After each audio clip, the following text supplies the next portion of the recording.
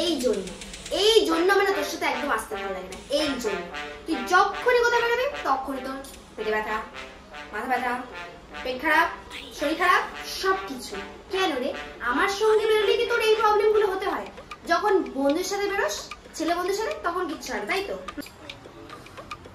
সবসময় এরকম করিস কেন বলতো? জানিস আমার শরীরটা খারাপ হয়, কাল রাত থেকে বমি হচ্ছে, ভালো লাগে না, সবসময় খেতে করি, বিরক্ত লাগে। তুই এটা আজ বলে না, প্রত্যেকবারে তোকে আমি কোথাও না কোথাও নিয়ে যাই, তোর প্রত্যেকবারে প্রবলেম থাকে।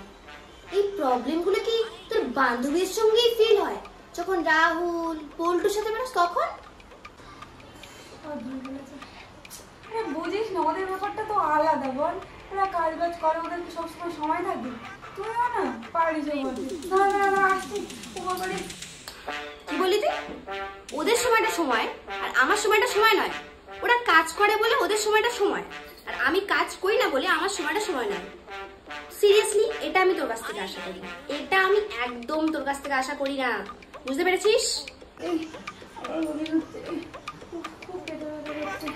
তুই না সবসময় এমন করিস, ভালো লাগে না আমার। তা তো হবেই, ওরা তো তোমার হয়, তাই না? তবে হ্যাঁ, আজকে তোর সাথে আমার এখানেই সব সম্পর্ক শেষ। তুই যাই বল, আর আমি তোর সাথে কোন রকম প্যাচ আপ করতে রাজি নই। ঠিক আছে, আসছি আমি, বাই। আরে শুনে তো যা আমার কথাটা, সারাক্ষণ তুই আমার সাথে ঝগড়া করিস। যা যা, বেঁচে গেলাম, আজকের পর থেকে তোর হাত থেকে আমি রেহাই পেলাম। বাহ, শান্তি।